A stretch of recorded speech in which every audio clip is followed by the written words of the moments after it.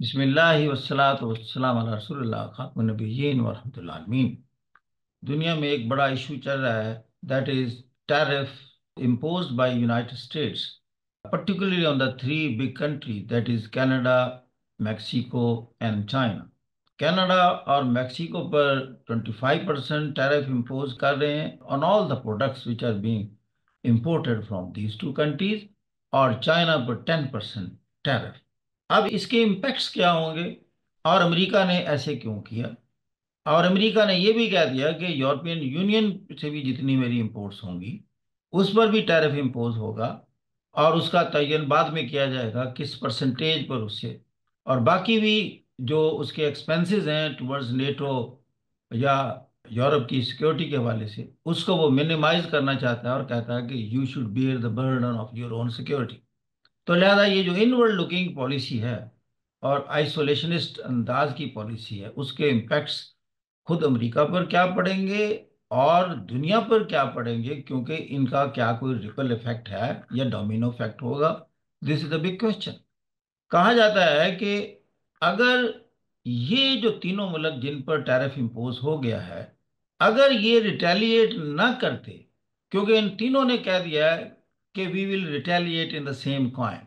अगर 25% duty impose हो रही है कैनेडियन गुड्स पर, तो अमेरिकन गुड्स जो कनाडा में आएंगे वो उस पर 25% ड्यूटी इम्पोज करेगा। लाइकवाइज मैक्सिको ने कह दिया और इसी तरह चाइना ने कह दिया। इसका इम्पैक्ट क्या है वो तो हम बाद में बात करते हैं, लेकिन पहले ये कि अमेरिका ने इसके लिए प्रीटेक्स्ट क्या बनाया है या इसकी वजह क्या बताई। जो प्रीटेक्स्ट है वो इतना हमें सॉलिड नजर नहीं आता। मिसाल के तौर पर उसने कहा जी कनाडा से भी इलीगल इमिग्रेंट आते हैं और फेंटानिल ड्रग आती है। मेक्सिको से उससे भी ज्यादा इलीगल इमिग्रेंट्स अमेरिका में आती हैं और फेंटानिल ड्रग आती है। मैं इनको पेनलाइज करना चाहता हूँ। अब बताएं, ये टैरिफ इम्पोज करने का कोई रिलेशनशिप बनता नहीं है। अगर ये फेंटानिल की बात है और अगर ये इलीगल इमिग्रेंट्स की बात है, तो America should try to check these two things. ये नहीं है कि बाकी जितनी जायज किस्म की लीगल कंज्यूमर गुड्स हैं जो लीगल वे से आ रही थी, you start imposing taxes on all those. असल बात ये थी कि America is passing through it's histories worst unbalanced payment system. Balance of payment has gone negative for America. ये बहुत बड़े ट्रेड डिफिसिट में है, और इसको ओवरकम करने के लिए, अपनी आमदनी में इजाफा करने के लिए, वो उन पर ड्यूटी लगाना चाहता है ताकि अमेरिकन एक्सचेकर में ज़्यादा से ज़्यादा पैसा आए थ्रू दिस इम्पोर्ट। कहते हैं अमेरिका की तकरीबन 50% ट्रेड जो है, 50% ट्रेड इन तीन मुल्कों से हो रही है। लिहाजा 50% ट्रेड जब हो रही है और चीज़ें इंपोर्ट हो रही हैं 50% इन तीन मुल्कों से, और वो कहता है मैं टैक्स लगाकर या टैरिफ लगाकर अपनी आमदनी में इजाफा करूंगा और मेरा बैलेंस ऑफ पेमेंट दुरुस्त हो जाएगा। ये दुरुस्त तब होता अगर वो मुल्क अमेरिका पर इसकी जो वहां एक्सपोर्ट हो रही है उस पर ड्यूटी ना लगाते। तीनों ने कह दिया हम भी उतनी लगाएंगे जितनी अमेरिका लगाएगा। अब क्या होगा, खुद अमेरिका ने फॉरेन एक्सचेंज जिन चीजों से कमाना था वो भी कम कमा पाएगा, इसलिए कि वो भी प्रोटेक्शनिज्म में चले गए। Tax imposition mean you are discouraging the imports. जो प्रोटेक्शनिज्म की पॉलिसी का मतलब होता है कि आप अपनी नेसेंट इंडस्ट्री, अपने मुल्क की अंदरूनी इंडस्ट्री को प्रोटेक्शन देना चाहते हैं, उसको इनकरेज करना चाहते हैं। बाहर से आने वाली चीज़ों पर पाबंदी लगा रहे हैं ताकि आपके अंदर पैदा हो, और दुनिया की कंपनी को कह रहे हैं कि हमारे मुल्क में आए और यहाँ प्रोड्यूस करें and create job for our people. This is the real objective. Result क्या होगा? इसका एक बड़ा रिपल और डोमिनो इफेक्ट होगा।